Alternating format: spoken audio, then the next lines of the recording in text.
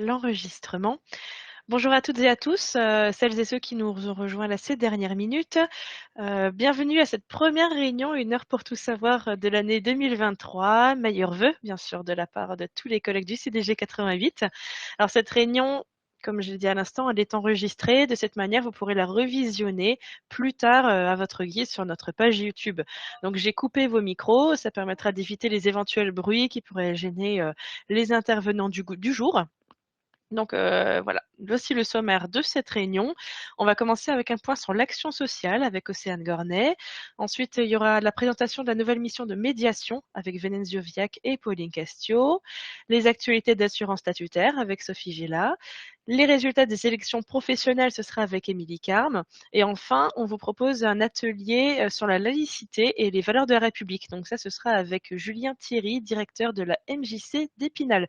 Donc vous voyez, c'est un petit peu velu comme programme et on va essayer de se tenir à l'heure. N'hésitez surtout pas à poser vos questions. Donc j'ai bien coupé vos micros, mais dans le chat de conversation qui se trouve dans l'iSize, vous pouvez nous écrire à tout moment. Je lirai les questions du coup à voix haute à mes collègues. Comme ça, on partage ensemble les questionnements et mes collègues pourront vous répondre pour la plupart directement.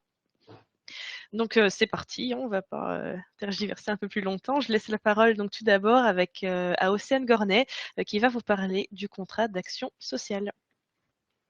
Donc bonjour à tous, Océane Gornet, je suis donc la gestionnaire et la chargée de mise en place du futur contrat groupe d'action sociale.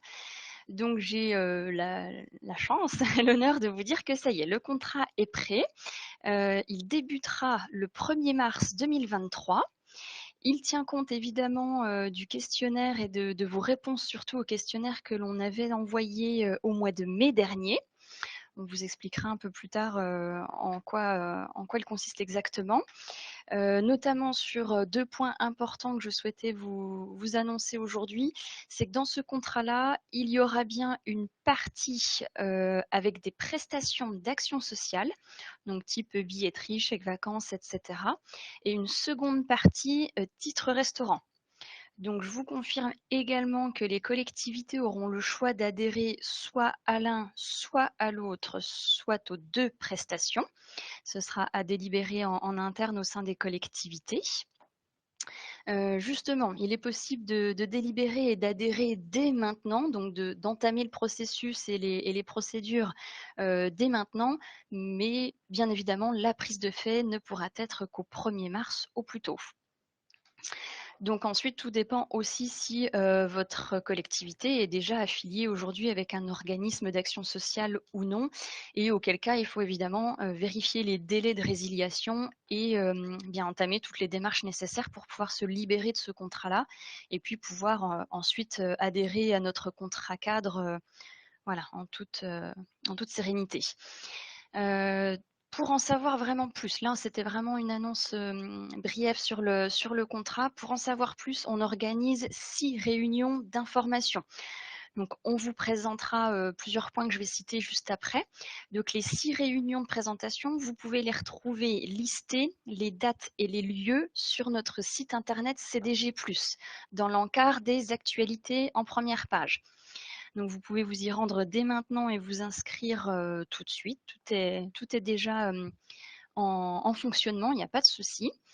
Donc lors de ces réunions, justement, on vous présentera un peu plus en détail les prestations disponibles. Donc à la fois qu'est-ce que l'on a dans la partie action sociale, qu'est-ce qu'il est possible d'avoir également dans la partie titre restaurant, les organismes qui ont été retenus pour le contrat. On vous expliquera toute la démarche d'adhésion. Et puis également, quel est le rôle du centre de gestion dans ce contrat-là et comment on pourra vous accompagner au mieux. Si entre-temps, vous avez quoi que ce soit comme question ou incapacité de vous rendre à ces réunions-là, pas de problème, je vais mettre en commentaire là du live size justement mes coordonnées.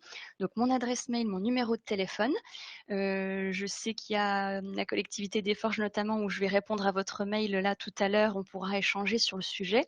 Il n'y a aucun problème et il y a aussi de la documentation qui sera mise en ligne très prochainement et que je pourrai vous envoyer par mail en attendant pour que vous ayez déjà les grandes lignes du contrat. Voilà, donc je vais mettre ça en commentaire et il ne faut surtout pas hésiter à me contacter entre-temps si besoin. Voilà. Ça marche, merci Océane. Donc, du coup, pour l'instant, il n'y a pas de Ouais. questions. Donc, je pense que ça va venir peut-être par la suite. Voilà.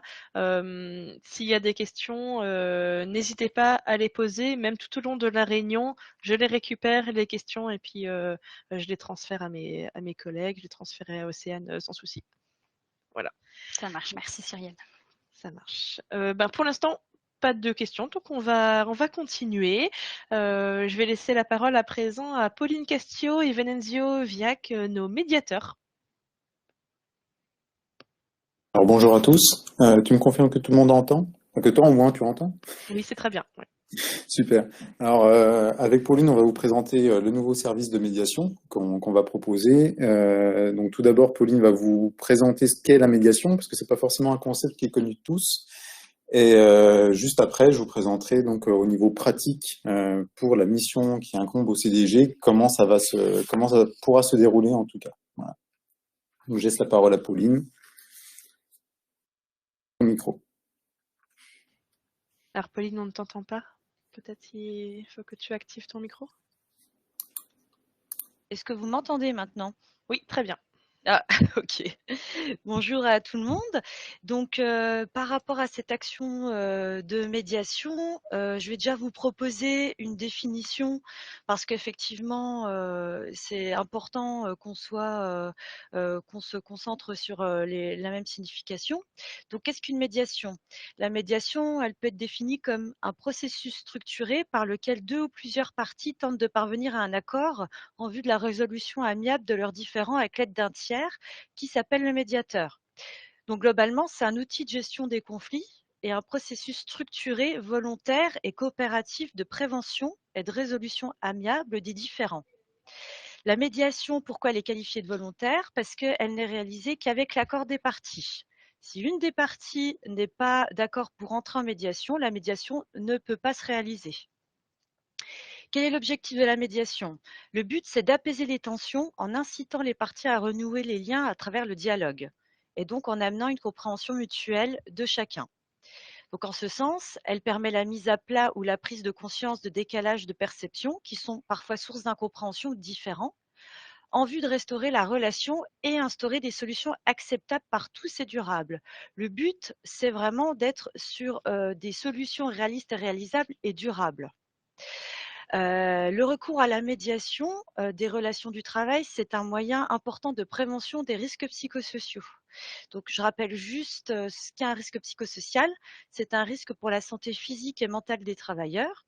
Donc, leurs causes, elles sont à rechercher à la fois dans les conditions d'emploi, les facteurs liés à l'organisation du travail et aussi aux relations de travail. C'est pour ça que c'est un sujet essentiel à considérer dans la mesure où on se rend compte que les tensions relationnelles, elles sont source de mal-être au travail et qu'elles sont très présentes. En effet, par rapport à on fait ce constat par rapport à des personnes qu'on reçoit en entretien dans le cadre d'entretiens de soutien psychologique, hein, suite à des préconisations des médecins de prévention, dans le cadre d'études collectives où on se rend compte que vraiment les incompréhensions, les problèmes de communication, les difficultés relationnelles, elles sont très présentes et que quelquefois elles ne sont pas forcément prises en compte, ce qui fait que ça gangrène aussi bien la qualité de service que la qualité des relations en général. Et on se rend compte aussi que c'est très présent dans le cadre aussi de la cellule de signalement. Donc pourquoi prendre en compte, enfin pourquoi mettre en place des médiations et pourquoi intervenir sur les problèmes relationnels?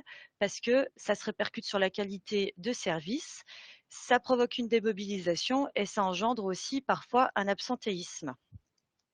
Donc la médiation, de par sa démarche, on va dire, elle apporte une certaine humanité dans les relations professionnelles et managériales, puisque le but, c'est d'aborder, les problématiques de fond, à travers l'expression des besoins, des attentes, qui ne sont pas forcément comprises par tous. Le but, c'est de permettre à chacun de se comprendre pour aboutir, à la résolution de problématiques de fond et puis après être sur des moyens de prévention durable. Donc la médiation, elle permet de clarifier et d'apaiser les relations interindividuelles et interservices et donc d'améliorer le climat social global et la qualité de vie au travail des collaborateurs. Donc, en ce sens, elle permet d'éviter des effets de clan ou des aggravations de manifestations de mal-être en cas d'absence d'action ou de prise en compte insuffisante de problématiques relationnelles de base. Voilà pour ce qui était d'une petite définition.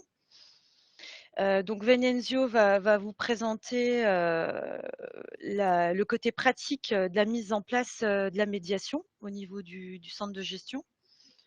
Alors, dans la pratique, on pourrait se demander pourquoi choisir la médiation, au-delà de la définition qu'on a fait Pauline.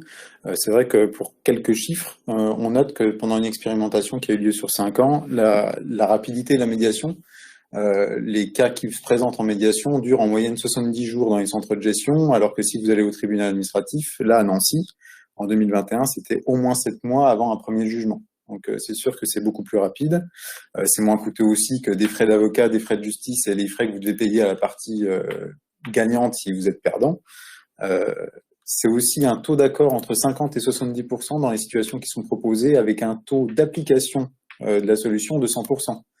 Simplement parce que la solution, elle est choisie, elle est construite entre les parties, comme vient de le dire Pauline, ce qui fait que forcément, elles sont plus enclines à les appliquer concrètement à la suite du processus. Concrètement, donc la loi elle nous a imposé à proposer une médiation qui est la médiation préalable obligatoire. Elle suppose une convention et une délibération en amont. Et en fait, l'idée, c'est d'encourager le dialogue en informant les agents en amont quand ils reçoivent une décision individuelle défavorable, de saisir le médiateur avant d'essayer d'aller au conflit et au tribunal. Concrètement, il y a 7 domaines qui sont prévus réglementairement. C'est la rémunération, le refus de détachement ou de dispo, de réintégration. Enfin voilà, on fera de la communication un peu plus ciblée sur tout ça. Donc voilà, la médiation préalable obligatoire qui permet donc le préalable à l'action juridictionnelle devant le tribunal administratif. Qui suppose donc une convention en amont. Il y a aussi la médiation dite à l'initiative des parties, dans laquelle justement sur les risques RPS notamment, un agent pourrait demander au centre de gestion et à ses médiateurs d'intervenir dans un conflit en disant bon bah voilà j'ai un problème relationnel avec ma hiérarchie, un collègue, etc. J'aimerais savoir si c'est possible de faire une médiation. Donc nous on pourra la proposer à ce moment-là de cette façon-là. Toujours dans l'hypothèse où tout le monde est d'accord. Hein, comme l'a dit Pauline, c'est vraiment le principe fondamental de la médiation. Et la dernière qui est proposée, c'est la médiation à l'initiative du juge. Si jamais vous n'avez pas adhéré au service de médiation préalable obligatoire ou s'il y a déjà quelque chose qui est devant le tribunal administratif, le juge, s'il considère qu'il y a plusieurs indices qui permettent de penser qu'une médiation serait bénéfique à la situation, va saisir le médiateur du centre de gestion compétent pour proposer la médiation aux parties au litige. Concrètement, pour le centre de gestion, on va faire de la communication, on va distribuer donc des plaquettes et des flyers très prochainement. On peut déjà vous dire que le site internet du centre de gestion, donc le CDG+, va avoir donc en même temps, au même endroit que pour les dépôts de signalement, une petite page justement pour la saisine du médiateur du centre de gestion. Voilà. Je pense ne pas avoir oublié d'informations. Ah si, quand même, important. On est 2 donc au centre de gestion à avoir été formés et certifiés par le centre de médiation et d'arbitrage de Paris. Donc il y a Pauline Castio et moi-même. Donc la mission de médiation sera réalisée par nous-mêmes. Voilà. Ok, ça marche. Donc comme l'a dit Venenzio, une communication donc est prévue dans les prochaines semaines, notamment dans le panorama.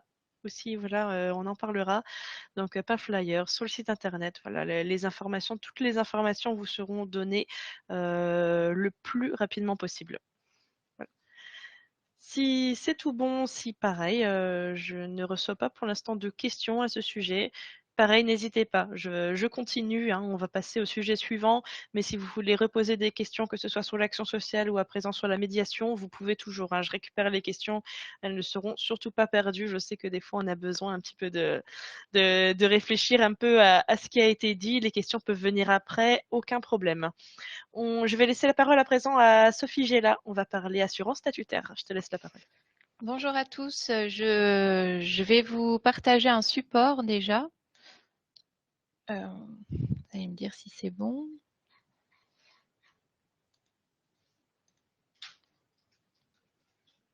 Oui, c'est tout bon. Vous le voyez? Alors, Oui. c'est bon? Oui. Ah oui, par contre, d'accord. Bon, je ne sais pas si je vais pouvoir. Voilà, Oui, très bien. c'est bon. Donc, au niveau de l'assurance statutaire, l'actualité, c'est le lancement de la campagne de déclaration de vos bases de l'assurance pour l'année 2022, qui est possible depuis mi-décembre 2022. Donc, au sommaire, nous allons voir, on va commencer par voir qui est concerné par cette déclaration, quels sont les montants à déclarer, où effectuer la déclaration et quelle est l'utilité de cette déclaration. Donc, au niveau des collectivités concernées, cette déclaration concerne les collectivités territoriales et les établissements publics qui sont adhérents au contrat groupe d'assurance statutaire ou qui ont été adhérentes au cours de l'année 2022. Donc, que ce soit dès le début de l'année ou même celles qui nous ont rejoints en cours d'année.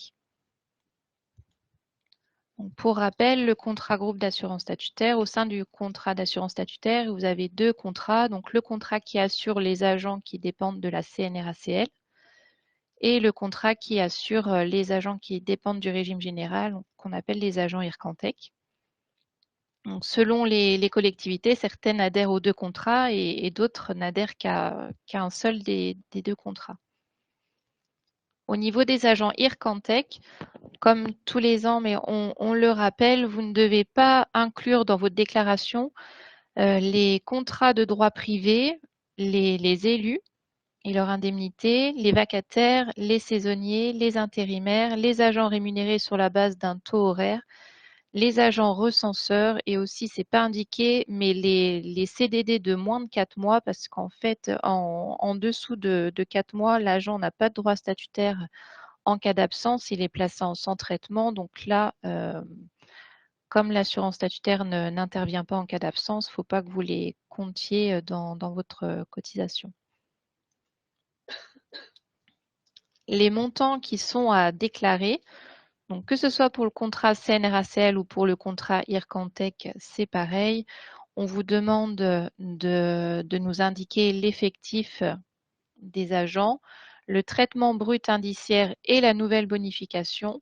On vous demande les montants réels perçus du 1er janvier au 31 décembre. Donc pour les collectivités qui ont adhéré toute l'année, si vous avez rejoint le contrat groupe au 1er mars par exemple, n'indiquez que les montants à compter du 1er mars. Et c'est bien les montants réels. Donc, si vous avez des agents qui ont touché du demi-traitement, il faut bien indiquer le demi-traitement. Vous ne devez pas reconstituer les salaires. Où trouve-t-on les montants à déclarer? On trouve les montants dans les extractions de vos logiciels de paye. On a eu aussi des questions de collectivité qui nous demandaient pourquoi, alors que les années précédentes, on vous demandait de déclarer le montant des primes, des indemnités et du supplément familial, pourquoi cette année, mais également l'année dernière, déjà, on ne vous le demandait pas? C'est parce que sur le contrat groupe actuel, donc depuis le 1er janvier 2021, c'est une option qui n'est plus assurée au réel, mais c'est un pourcentage c'est un pourcentage du TBI plus NBI qui est défini au moment de la mise en place de votre contrat. Donc, pour les collectivités qui nous ont rejoints au 1er janvier 2021, vous avez peut-être déclaré un montant réel, mais qui a été converti en pourcentage. Et ce pourcentage reste le même si vous n'en faites pas la demande pour le modifier. Donc, les collectivités qui souhaitent modifier ce pourcentage parce que peut-être qu'au bout d'un moment, ça ne correspond plus à la réalité avec les traitements indiciaires qui augmentent, vous pouvez faire une modification, vous pouvez demander la modification donc en passant par les services du centre de gestion avant le 31 décembre de chaque année. Il faut bien respecter le préavis de 2 mois. Où effectuer la déclaration. Donc, la collectivité doit se connecter à son espace Agir. Dans l'onglet Collectivité, vous allez dans Détails de la collectivité. Ça vous amène à une page avec l'onglet Assurance. Dans l'onglet Assurance, vous devez déjà vous rendre dans le bandeau Liste des problèmes détectés. Et si vous avez un tableau avec des noms qui apparaissent, on vous demande de contacter le service carrière du centre de gestion pour mettre à jour les contrats des agents présents à cet endroit-là. Voilà, donc c'est bien auprès du service carrière que les soucis remontés à cet endroit-là peuvent être réglés.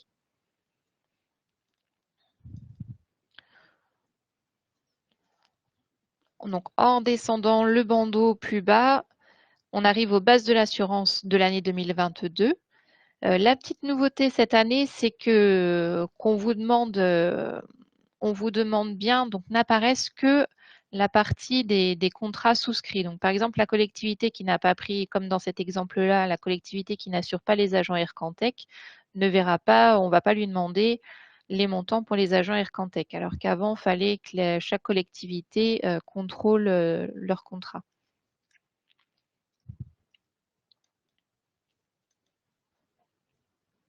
Donc, quelle est l'utilité de la déclaration des bases de l'assurance pour l'année 2022? Donc, votre déclaration permet de lancer les cotisations, en fait. Donc, pour rappel, au niveau de l'assurance statutaire, vous avez une cotisation qui est demandée par l'assureur, donc CNP Assurance, une cotisation au centre de gestion. L'assureur édite 2 factures par an. Donc, il y a une facture d'appel de cotisation que vous avez peut-être déjà reçue ou vous n'allez pas tarder à recevoir. La facture d'appel de cotisation que vous recevez en tout début d'année par l'assureur, comme eux, ils n'attendent pas de recevoir les données réelles de l'année précédente, de l'année écoulée, ils utilisent les données de l'année N-2. Donc là, début 2023, vous allez avoir une facture d'appel de cotisation de la part de CNP qui reprendra les données de l'année 2021. Et en fin d'année, donc fin d'année 2023, l'assureur vous fera une facture de régularisation qui sera basée sur les données de l'année 2022. Parce qu'en cours d'année, au fur et à mesure des déclarations, on leur transmet vos déclarations à GIR. La facture de cotisation au centre de gestion, par contre, donc elle est basée sur les données réelles. Donc, c'est-à-dire que sur l'année 2022, pour l'année 2022, on vous facture à la fin du premier trimestre 2023 avec les données de l'année 2022. Donc, on facture bien au réel. Donc, c'est tout bon pour moi. Je ne sais pas si vous avez des questions. Merci Sophie.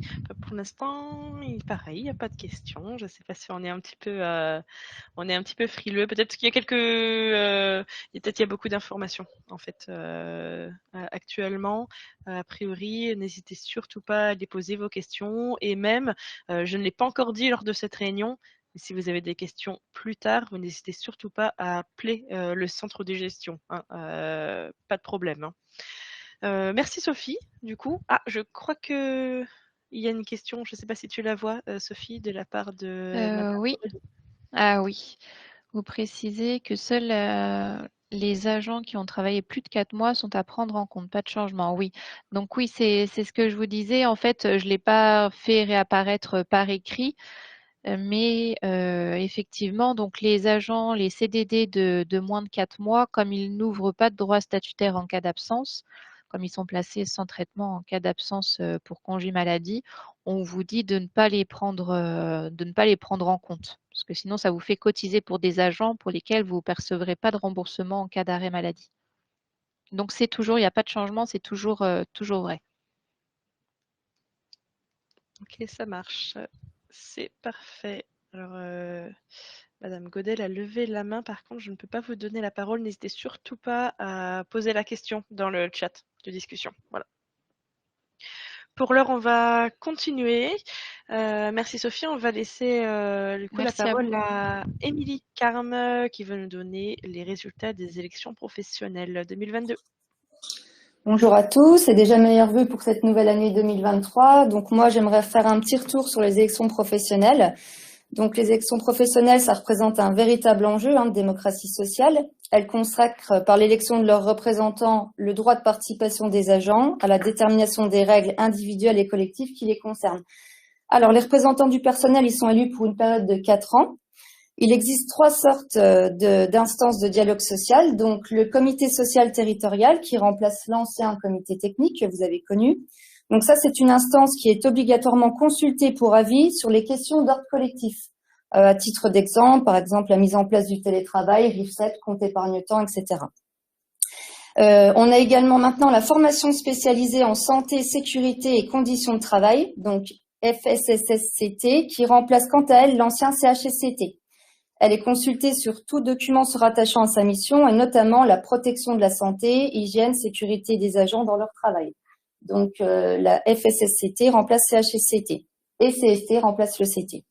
Les commissions administratives paritaires, donc CAP, avec un rôle plutôt centré sur les décisions individuelles défavorables aux agents.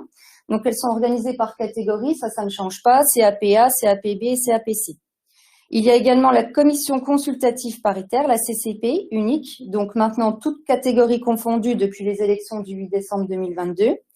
Elle est quant à elle consultée pour des questions d'ordre individuel concernant les contractuels.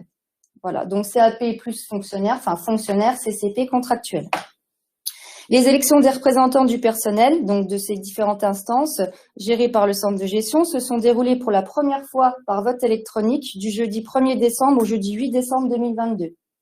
Donc tous les résultats détaillés ainsi que les nouveaux membres sont visibles sur notre site CDG 88. Alors pour les résultats, il faut aller dans l'onglet carrière instance paritaire. Après, vous allez dans élections professionnelles et il y a les résultats qui s'affichent. Et si vous voulez voir donc les nouveaux membres installés, qui vont être installés bientôt, des instances paritaires, il faut aller dans l'onglet carrière instance paritaire et c'est le petit onglet dans le sommaire instance paritaire et vous verrez l'ensemble des membres. Donc au niveau des résultats, donc la baisse de la participation confirme la tendance observée lors des élections professionnelles dans la fonction publique depuis 2018. Donc tout d'abord un chiffre, donc 39,78%, c'est la participation moyenne sur les 5 scrutins pour le CDG 88. La principale baisse du taux de participation s'observe plutôt pour la CAP de catégorie C, avec une baisse de 16,81%, et du CST, avec une baisse de 17,69% par rapport aux élections de 2018. Donc la baisse de participation au sein du CDG 88 suit la tendance enregistrée au niveau national dans la FPT et dans toutes les versions de la fonction publique. Le CDG n'a cependant pas à rougir de son taux de participation, car il est supérieur de 6,5 points par rapport à la moyenne de la participation enregistrée, et ça sur un panel d'une trentaine de CDG qui ont opté pour le vote électronique. Effectivement, voilà, on a fait un peu une moyenne sur ceux qui ont opté pour le vote électronique parce qu'on avait encore le choix dans la fonction publique territoriale. On pouvait soit voter par vote électronique ou vote par correspondance, vote à l'urne. Dans la fonction publique d'État, c'était vote électronique obligatoirement. Bon, on va pas y échapper, je pense, pour les prochaines élections professionnelles. Donc, pour cette première expérience dans le vote électronique, le CDG 88 ainsi que les collectivités ont apporté leur forte contribution afin de faciliter et surtout sécuriser les opérations électorales de leurs agents. Et tout cela, donc, c'était dans le but d'anticiper au mieux leur participation. Le CDG s'est rapproché des différentes maisons France Service vosgiennes, a distribué des affiches, des flyers, et une page sur le site CDG a été consacrée aux différentes opérations électorales. On vous a, vous, collectivités, notamment beaucoup sollicité lors de ces différentes opérations de vote électoral. Ça s'est passé sur toute l'année 2022, depuis le 1er janvier jusqu'à quasiment à la fin. Alors de plus, un ordinateur a été mis à disposition au CDG 88 ainsi que dans certaines collectivités pour faciliter les opérations de vote. Donc au niveau des résultats, pour l'ensemble de ces 5 scrutins, donc je l'ai dit, 3 CCP, une CCP, un CST, taux de participation de 39,78%. Donc 68 sièges étaient à pourvoir, 62 ont été pourvus par voie d'élection et 6 ont été tirés au sort pour la CCP, puisqu'il n'y avait que des listes incomplètes qui nous ont été présentées. C'est l'organisation syndicale CFDT qui reste majoritaire en 2022 avec 21 sièges. Le nombre d'organisations syndicales en présence dans les instances a augmenté car en plus des syndicats CFDT, CGT et FAFPT, le syndicat UNSA CNDGCT est désormais présent en CAPB, en CCP et au CST. Les nouvelles instances seront installées fin janvier, début février. Le CST sera installé quant à lui le 26 janvier prochain, pardon. Donc là, les saisines se clôturent aujourd'hui. Donc, si vous voulez saisir pour le CST, il vous reste quelques heures, voilà. Et la prochaine séance du CST aura lieu, quant à elle, le 30 mars prochain, avec une date limite de réception des dossiers pour cette séance fixée au 9 mars. J'insiste un peu sur les dates limites de réception, puisque de nouveaux règlements intérieurs vont être votés et soumis aux instances. Et ça sera un point primordial abordé. Donc, les saisines se clôturent sur Agir à une date bien précise.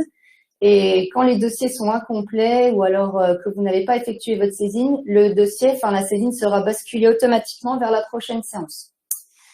Le calendrier des instances, il est consultable depuis la fin d'année sur notre site CDG 88, au même endroit où se trouvent les membres des instances qui ont été élus. Donc, dans l'onglet Carrière instance paritaire et instance paritaire. Voilà. Si tu veux, je partage vite fait mon écran. On montre? Oui, tu peux. Hop, je m'en charge. Si on voit.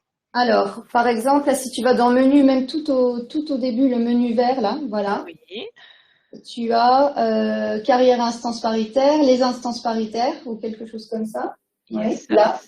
Et donc là, il y a le calendrier qui est bien visible. Les membres de la CAP, donc les 3 calendriers, CAP, CST, CCP. Et il y a également les membres sur la page précédente de toutes ces instances qui ont été élues et mises à jour.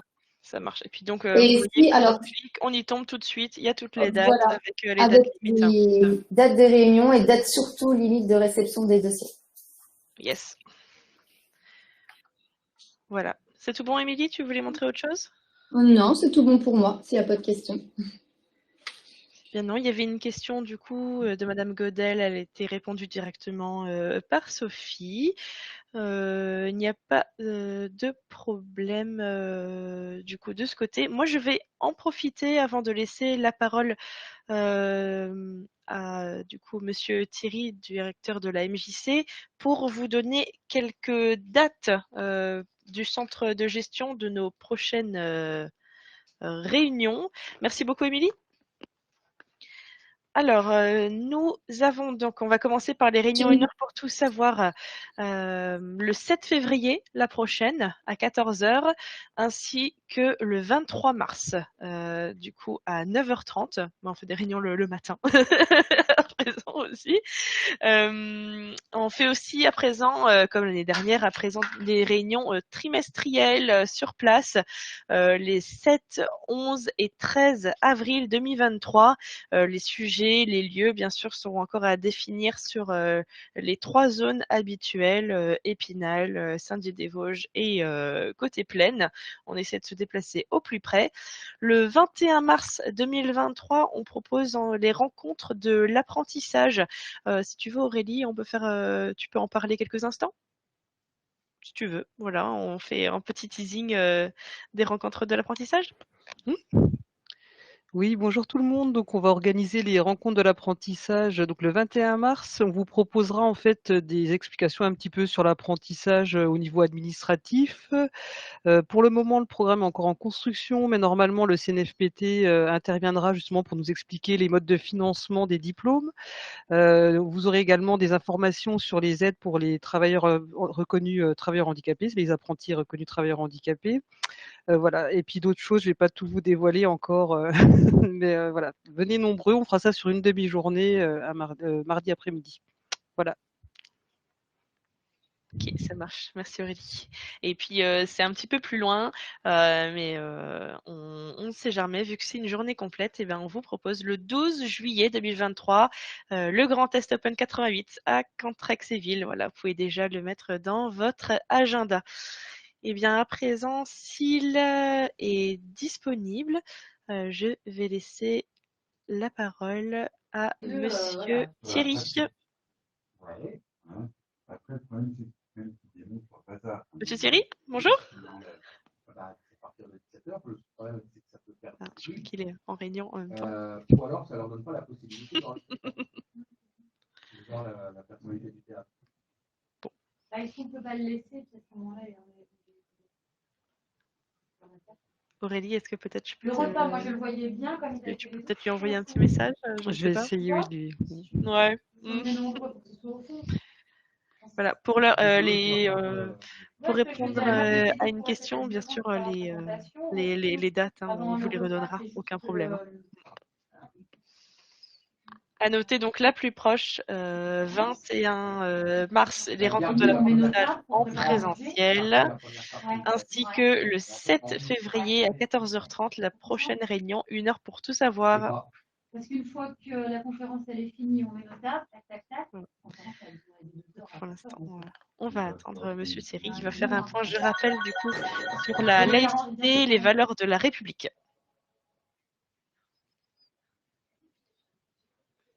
Pour celles et ceux qui avaient Peut-être pas... un petit peu de temps, non? Je sais pas si M. Thierry est là tout de suite ou pas. Comment, Émilie? On a un petit peu de temps ou pas si M. Thierry n'est pas encore disponible? C'était juste... Oui, vas-y. Une petite info, on a envoyé par newsletter aux collectivités une petite circulaire sur la revalorisation et puis l'augmentation du SMIC. C'était juste pour dire voilà, qu'il fallait pas prendre d'arrêté ni d'avenant, que simplement si la trésorerie vous le demande. Voilà. Et une petite circulaire est disponible sur le site pour ceux qui veulent en voir un petit peu plus. Voilà. Merci beaucoup, public. Émilie. On a obtenu des fonds de l'État autour des valeurs de la République. Attends, Julien, parce que tu étais... parce qu'effectivement, Attendez, Monsieur Thierry. l'optique, en tout cas, de l'État, c'était de pouvoir un petit peu réaffirmer ces problématiques-là.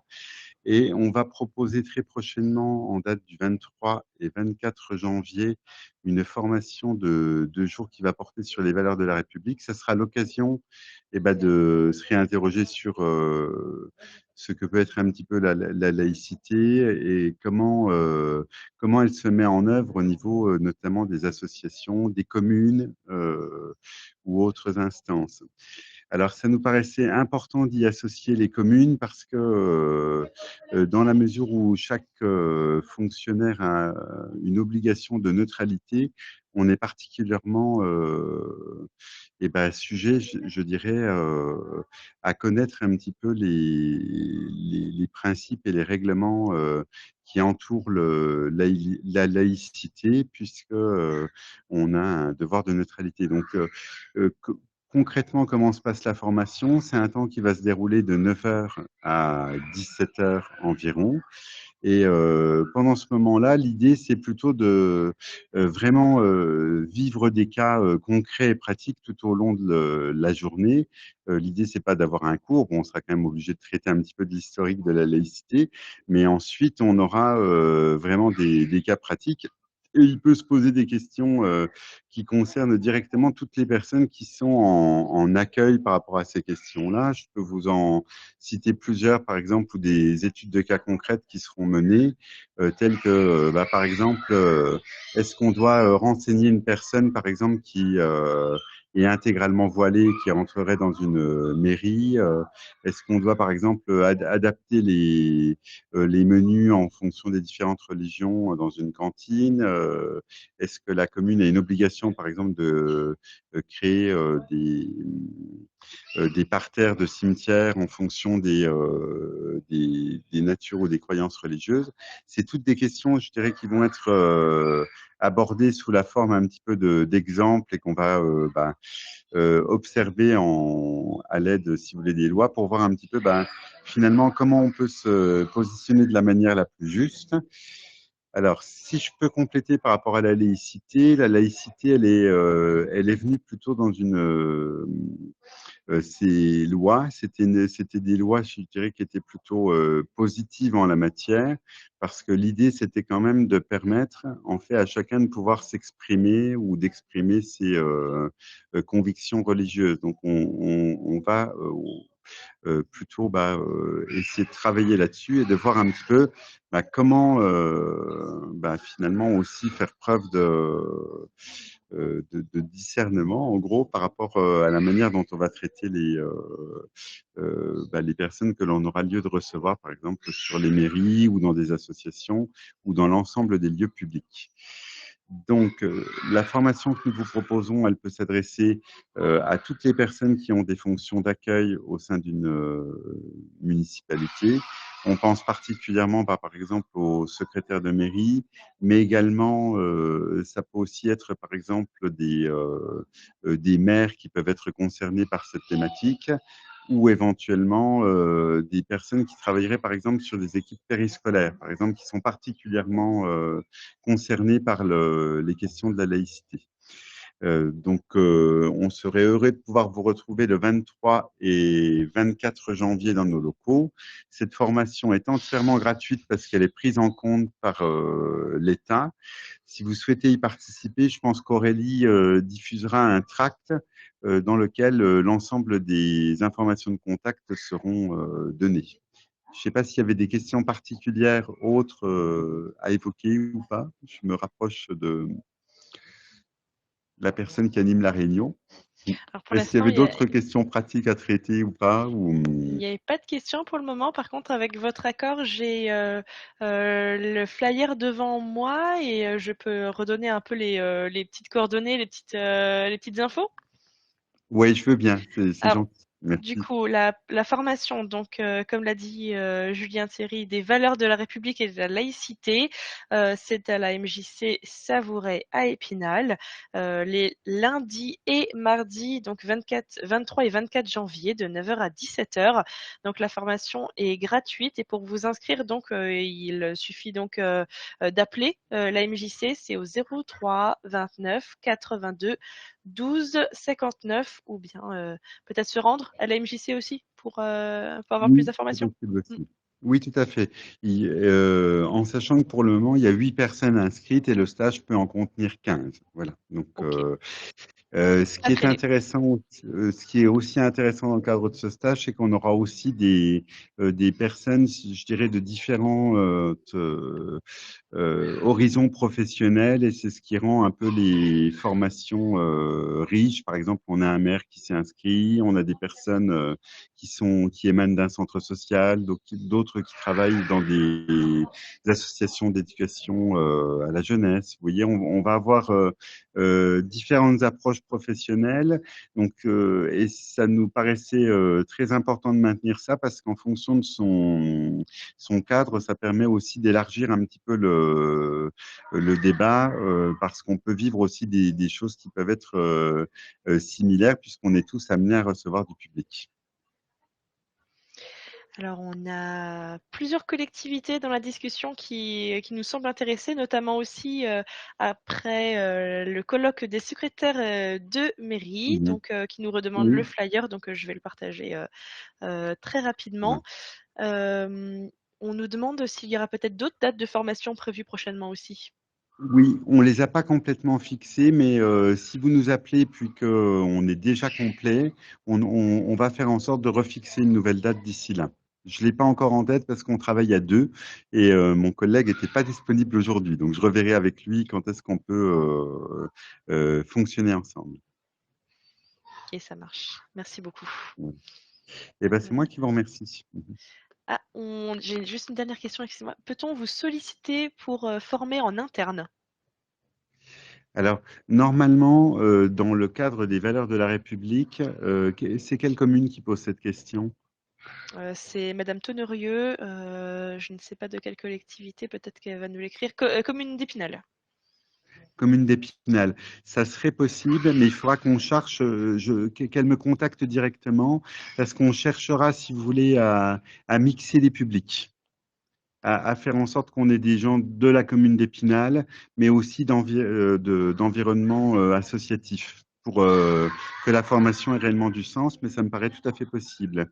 Dans ce cas-là, est-ce qu'elle pourrait prendre directement attache avec moi pour que je comprenne bien la demande complète? Ok, ça marche, y a pas de souci. J'espère qu'on a répondu à toutes les questions. Dans tous les cas, à la MJC, donc vous restez disponible. On voit qu'il y a de l'engouement donc pour cette formation, donc Mhm. dépêchez-vous de vous inscrire. Oui, c'est bien. Et merci beaucoup pour votre participation et au plaisir de se revoir bientôt. Je vous remercie. Merci.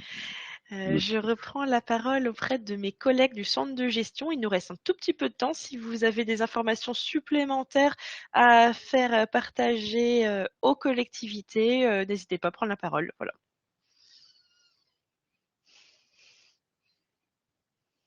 Voilà, je laisse un... Oui. Oui, juste une petite information. Donc, j'ai déjà des sollicitations en ce qui concerne les avancements de grade et la promotion interne 2023. Donc, comme d'habitude, ça sera lancé courant février, voilà, pour les avancements de grade et idem pour la promo interne. Ok, ça marche. Merci beaucoup. Quelqu'un d'autre? Ou bien on avait fait le tour de toutes les informations? Moi, je veux bien encore donner une petite information au niveau du RSU, en fait, pour les personnes qui n'ont pas encore rempli leur bilan social sur la plateforme. Je vous invite à le faire. Vous avez jusqu'au 31 janvier, en fait, pour finaliser vos bilans RSU. Donc, vous pouvez nous appeler en tout cas à l'agence Compétences et Territoires pour avoir des renseignements ou pour vous faire aider, voilà, sur la prise en main de la plateforme et également sur le remplissage, sur comment apporter vos documents. Enfin voilà, on a une équipe qui sera là pour vous répondre. Voilà, merci. Ça marche. Merci beaucoup, Aurélie. Donc, en tout cas, je vous remercie à toutes et tous. On a été une petite soixantaine à cette réunion aujourd'hui. Prochaine réunion, donc le mois prochain. On continue les réunions en visio. On continue aussi les réunions en présentiel. On essaie d'être au plus près des collectivités. Merci de nous suivre. Voilà. Encore meilleurs vœux de la part de tous les agents du centre de gestion. Cette vidéo, vous la retrouverez sur notre site internet et on vous l'enverra aussi via la newsletter des actualités de la semaine. Merci à vous. Passez encore une très belle fin de journée. Au revoir.